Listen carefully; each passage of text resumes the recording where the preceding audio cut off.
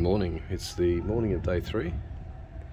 Now I'm travelling from Eucla on the West Australia, South Australian border through to the midway point of the trip, which is in Kimber in South Australia. Now I wish I had the map to show you a bit of a recap from yesterday. However, in my I wouldn't say rush to get away yesterday, but I was full of energy to get back on the road. I left it behind. I left it on the wood block in the caravan park. So I will try and get another map, because I think it's good to show what's been happening and what's happening on an actual map. So I think at one of these tourist shops coming up, I'll be able to get one of those. So I'm going to take some footage of the border crossing, and there's also a really good photo opportunity at the Great Australian Bight, which will be today. So wish me luck.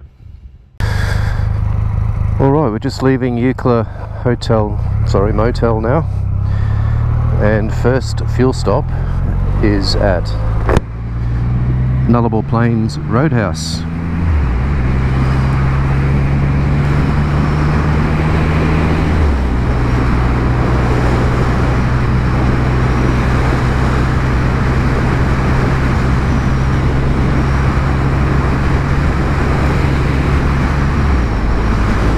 I had some technical difficulties last night getting videos edited and uploaded to YouTube. There's no Wi-Fi in the motel room or anywhere in the facility for that matter.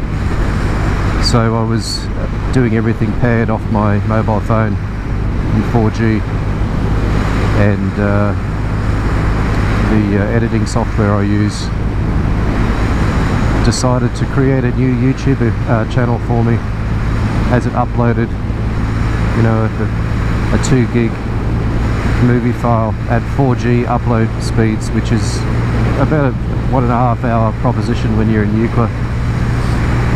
So by about midnight I decided to turn in, resting happily knowing that my YouTube video from the last 2 days had gone up to the channel. Checked this morning, couldn't find it, and then I searched under my Google credentials and found another channel. And of course you can't move a video from one channel to another, you have to re-upload it. So that was fun at 4 in the morning trying to get that done. Other than that, really lovely place.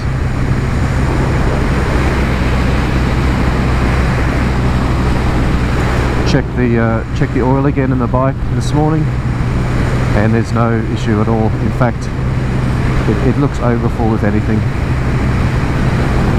which is a bit of a relief, because I had visions of it as it's finishing its running in process of just consuming that last little bit of oil.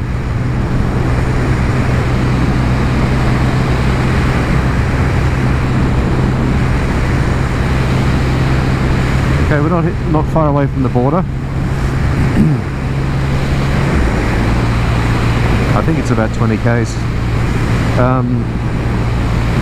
Weather conditions, you can see, overcast and clearing. More importantly, the wind conditions are nice and calm today. I think the wind gusts are only about 15 kilometers an hour, so I can barely feel any buffeting, which is pretty awesome.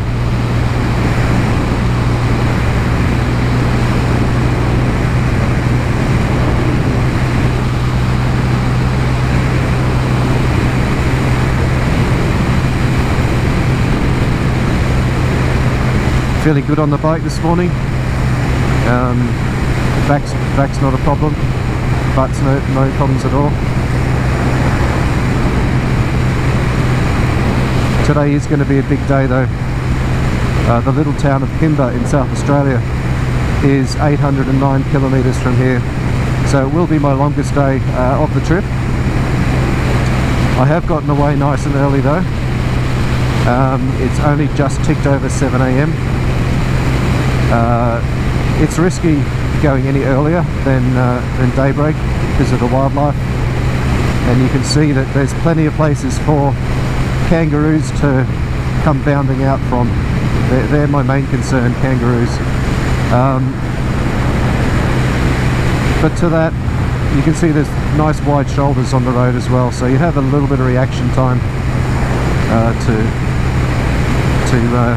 avoid them.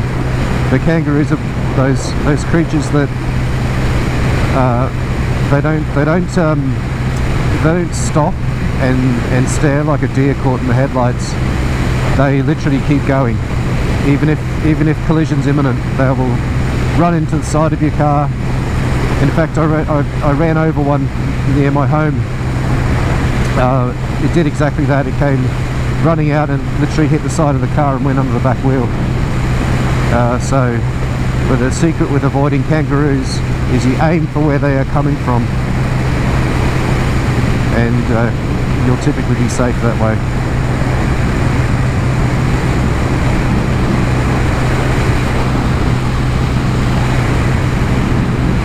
Well, this is nice.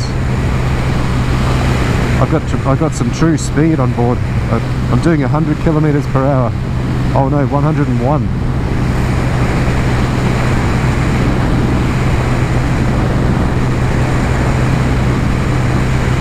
Yeah, losing that headwind makes a big difference to comfort.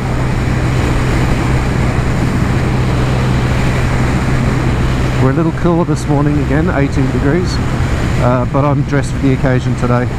The wife beater got covered up.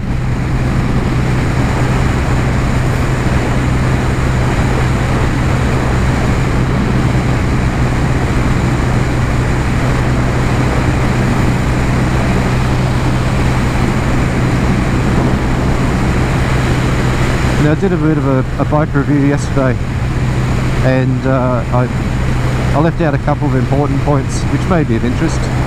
The first is people are probably curious about, you know, what 160 plus horsepower and 220 newton meters is like. Well, I haven't used the horsepower this trip, but I've definitely used the torque. So what that means in essence is, you know, horsepower gives you that top speed, but torque gives you the acceleration. And I've certainly given the throttle a good twist and got to 100 kilometers an hour in a couple of seconds, and that's pretty exhilarating. So yeah, this bike is all about the torque. In a quarter-mile drag, they're only good for a high 10-second quarter-mile, and it's because of the lack of horsepower. Once you start having to push through the wind, they don't have enough power to sustain top speed, or to create top speed for that matter.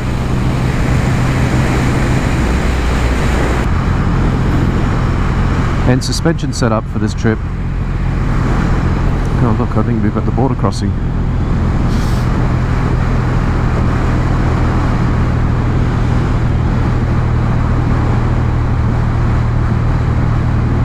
There's no requirement to stop here. Oh, welcome to South Australia. Observe the time zone change, which is 45 minutes advance the clock. Yeah, so what I was saying, suspension setup for this trip. I left the front compression and rebound the same. On the rear I added some preload. I added 8 clicks of preload. Just to raise the rear a bit and transfer some of the weight to the front wheel. It has made a nice difference.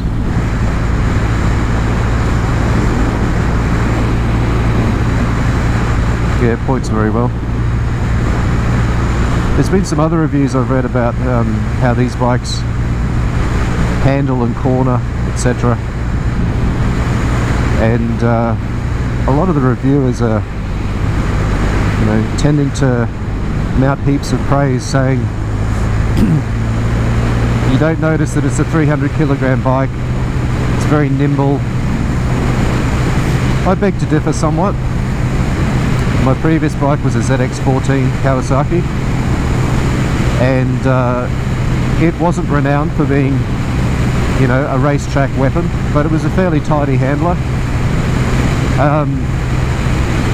What I find with this bike in comparison is that it does tend to push wide on corners.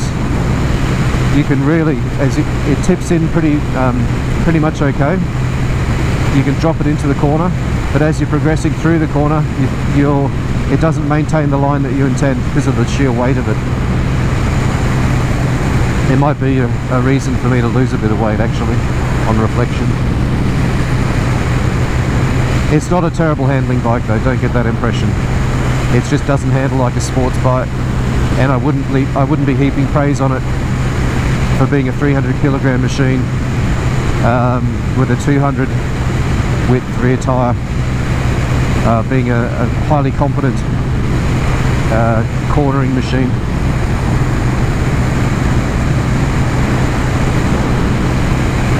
A lot of you who have seen the first video might have seen the Yamaha XS1B in the background, the gold Yamaha. This certainly handles better than that. That thing has got suicide brakes, i.e. they're binary brakes, so either on or off, and it's got 1971 technology in its rear swing arm, which is, I think they made them out of recycled coat hangers. You get the maximum amount of flex going around the corners if it's not trying to roll the tyre off the rim. Anyway, that's it for me. Signing off. Here we are at the iconic Great Australian Bight. So if you look far enough out that way, you'll see Antarctica and along the Nullarbor Plain. Views of literally the end of Australia as it drops off into the Southern Ocean. It's quite picturesque. There's the Nullarbor Plain. No trees, just shrubs.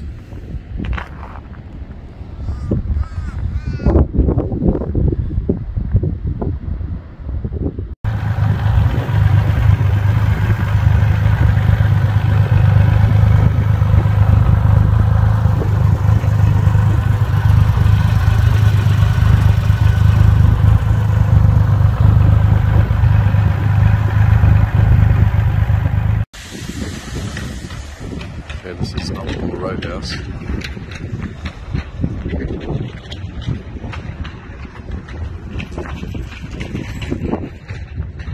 Yeah, so I stopped here for some morning tea. I'm going to get some food. I had a dingo's breakfast this morning, which for the uninitiated is a stretch and a yawn. This is the 200k fuel stop, 200k's from Eucla in South Australia. I was expecting there to be no mask requirements for COVID in South Australia. Alas, we're doing masks here too. I filled up and I'm just going to go get my food and on to the next stop. Well, here we are at Kimber free camping area. It's got all the facilities and showers and everything else. Free to stay here. Quite a popular little spot. I've just pitched under a tree here, and there's other tent down there, but a lot of vans, and this is just the one side. Beyond that fence that you can see over here, there's a whole other range of RVs and the like. Pretty good.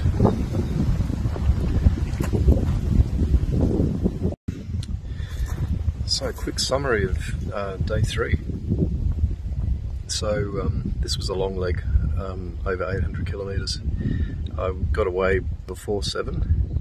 Had a beautiful trip up the Nullarbor, the first part, and you'll see that in the video already. It then got sort of, I won't say boring. It's never boring, but the roads were straight as an arrow all the way, and the vegetation and the like didn't change much. Into South Australia, pretty uneventful really, until I missed a fuel stop. not my fault. It was a planned stop. I went to get fuel from the place and they were closed, and looked like they've been closed for a while, so I don't know how they ended up on the live database of fuel stops, which made it a little bit tight to get to the next one, but it wasn't too much of a problem. And the other thing that I hadn't taken into account is that by the time you get here to Kimber, you're 2.5 hours time zone difference, so I lost 2.5 hours of the day. But that's okay. It's a bit past 6 now, 6:30ish. Still got plenty of light, so there was no risk of any wild animals or kangaroos or actually wombats here. Wombats are a bit of a feature, at least on the signs warning you that they might be on the road. So yeah, good day. Long day, not too many breaks, but yeah, just looking forward to hunkering down tonight. Might wander down to the servo and get some gourmet sausage, greasy sausage, or some greasy chips or something, and maybe a cold drink if I can find one. Anyway, I'll leave you now and catch you in the morning. Okay, good morning. It's day 4. I'm at Kimber and I'm heading to New South Wales today. Stopping at a place called Wilcannia. It's about 770 kilometres away, so it's going to be a relatively long day again. Without further ado, I'm just going to get through this coffee that I've got and I'll get on the road. Minor issue coming up. The low battery warning light for my keyless ignition key for the bike went off this morning. To replace the battery, and I think it's one of those CR2032 little round flat lithium batteries, I need like a 2mm Allen key, which I certainly don't have. There is a manual method of starting the bike if it does completely go flat. So I've downloaded the bike's instruction manual and found the reference to it on a page there and taken a copy of that, so I'm good to go if it does go pear-shaped. In other news, while my phone was in my tent, and the tent was on a pretty rough gravel ground, I inadvertently stepped on it, and the back of this phone is not made of aluminium or some other metal. It's made of glass, as it would be, of course, and so it's now got a pretty decent star chip in the back of it. Never mind, win some you lose some.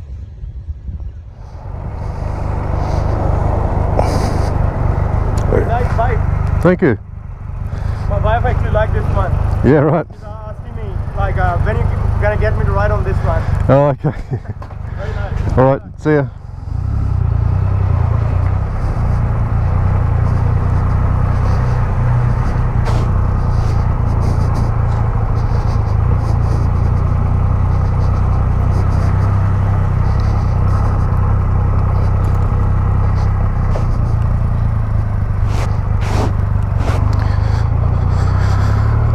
Okay, here we go.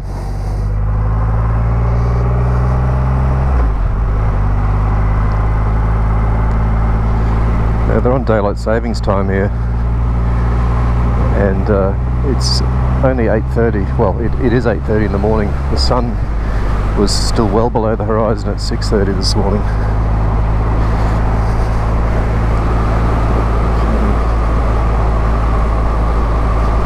Well, shout out to the Kimber Regional Council. What a fantastic little town this one is, with its free camping area. It's got a little art centre in the middle of the town. It's a really small town, but this real sense of community spirit. Every person I walked past was saying good morning, good afternoon, greetings. Oh my god, here's the big galah. I really wanted to see this.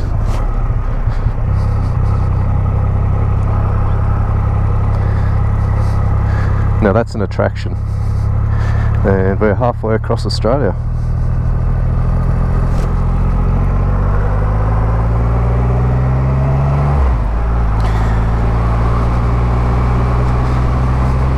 Yeah, I'm not terribly sentimental about being halfway across Australia, because my route might be different to the route they measured. I'm not sure whether they're talking Melbourne or Sydney, or I don't know.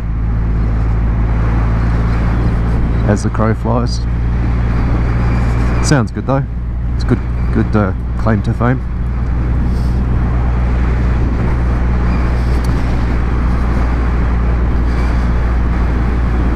Well, we're heading into New South Wales today. Reflections on South Australia. I want to be as fair as I can to every South Australian. So my summary would be, it was genius of the government putting the National Highway through some of the most wretched looking country you would ever see. You wouldn't put it through your best farmland or your natural wonders, your streams, your lakes, your mountain ranges.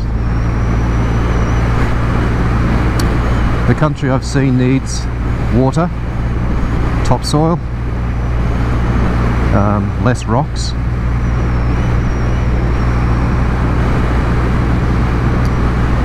It would be terribly unfair of me to say that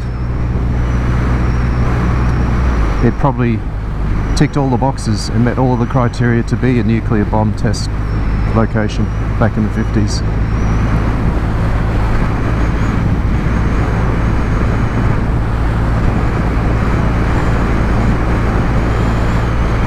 You unfortunately haven't been able to explore more than 100 metres either side of the National Highway or the small towns. But Kimber, thank you for having me. Signing off.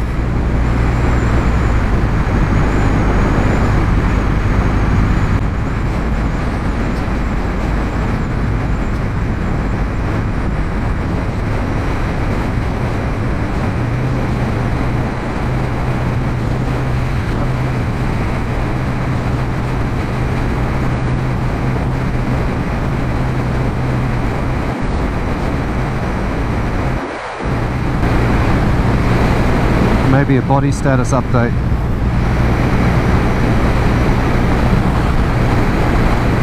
Slept really well.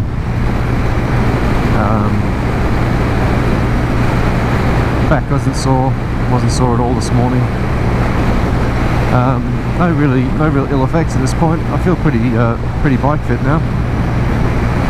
I would say though, the last 45 minutes after being on the bike 10 hours yesterday, I was starting to get a little bit over it.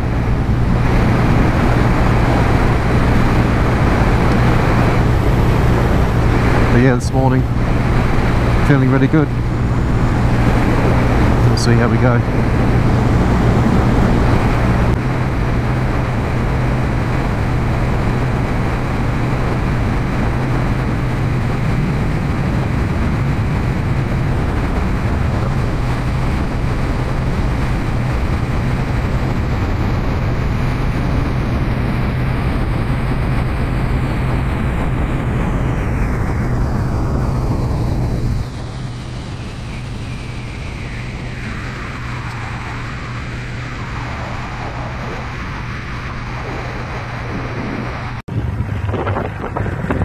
Heading out of Port Augusta.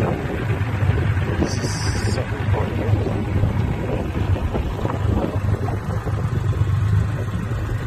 Wind farms everywhere. Nice drive this way.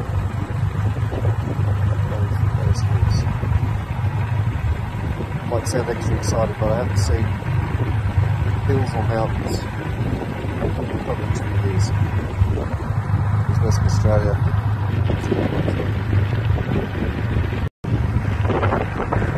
I'm just heading out of Port Augusta. This is something quite good.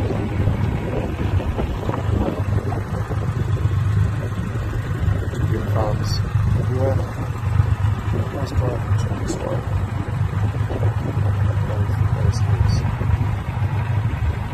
Might sound extra excited, but I haven't seen hills or mountains probably 2 years. It's Western Australia.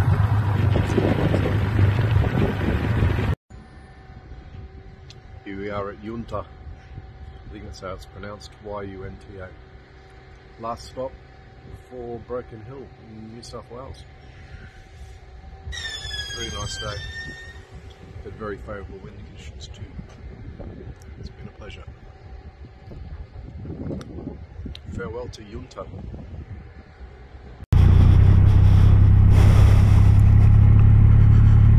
Alright, we're just passing through a border town. We're going to pronounce it the polite way, Cockburn, spelt C-O-C-K-B-U-R-N. We're now entering into New South Wales. We might slip around this guy.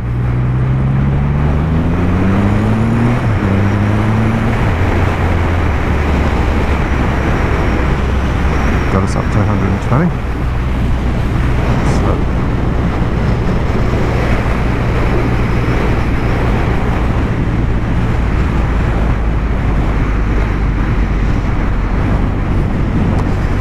I thought I'd record some footage of what is now Western New South Wales as we head towards Broken Hill.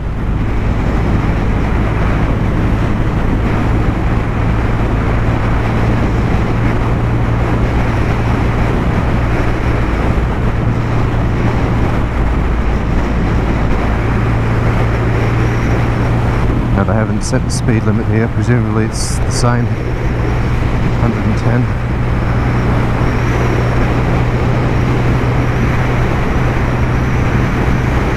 Sort of about there.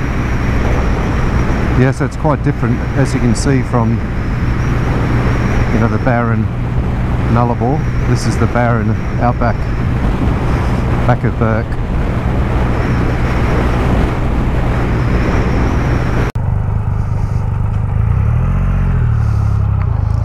Okay, so I found Wilcannia. We arrived at the planned destination, but this place is a ghost town. I had no idea that it would be like this.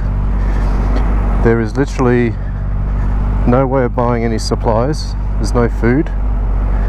There's no service station, roadhouse or whatever that would sell you something greasy.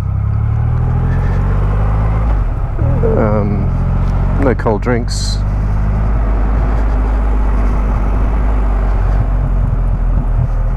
So this is the services end of town. This is where the government sort of sets up shop.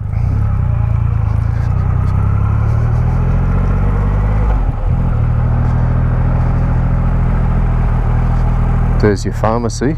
Looks good quality. Lots of boarding up. Government this side. Museum and more government. More government.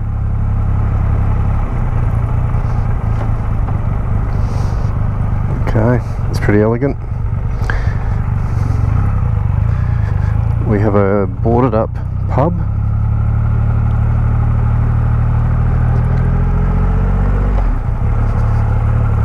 That's the only servo that was open, but now it's closed.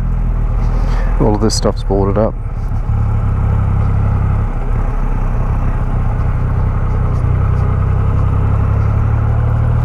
I might go to the church and pray instead. Pray for divine intervention.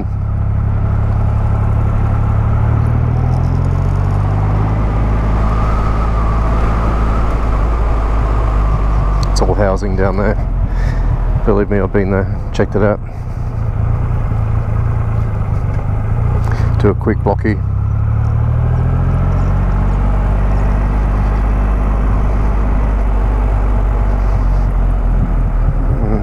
Art gallery, and we'll just take a righty here.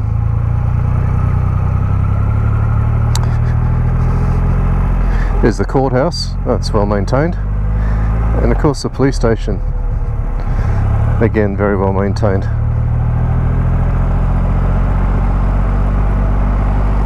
Oh, I'm on the wrong side of the road. It's useful.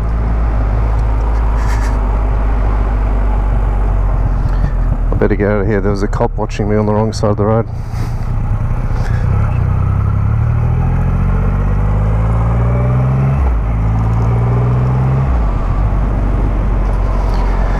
And that, folks, is Wilcannia. I'll leave things rolling while I bring you out to where I'm staying, Caravan Park.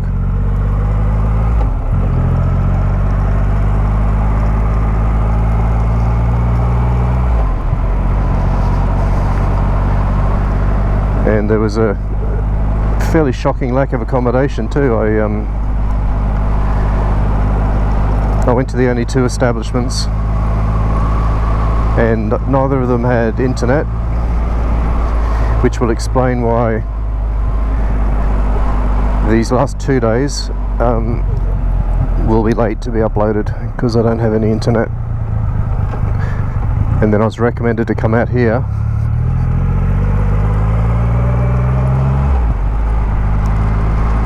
and on the promise of internet, yeah, nah, that's a yeah, nah from them. So we go back home.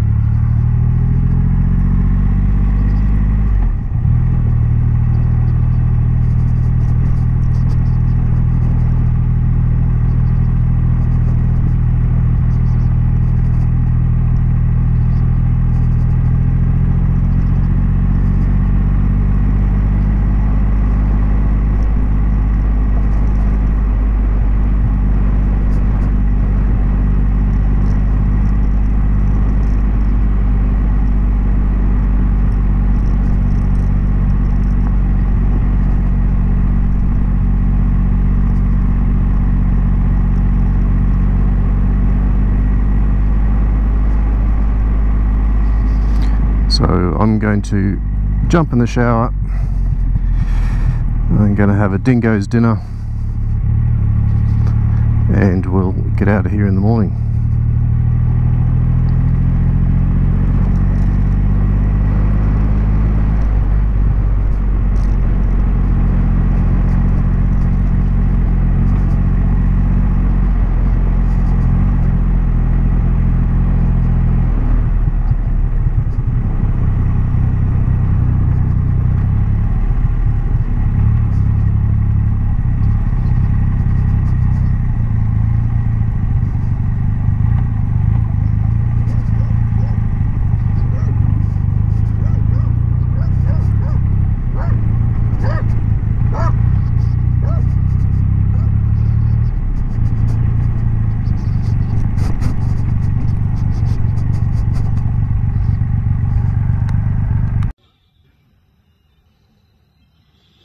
Well, I got the tent set up, and that's the bike there. You can't really see it. Sunset's hiding it. But there we are. That's it for tonight. I'm going to hit the sack. I am knackered. 770 kilometres today.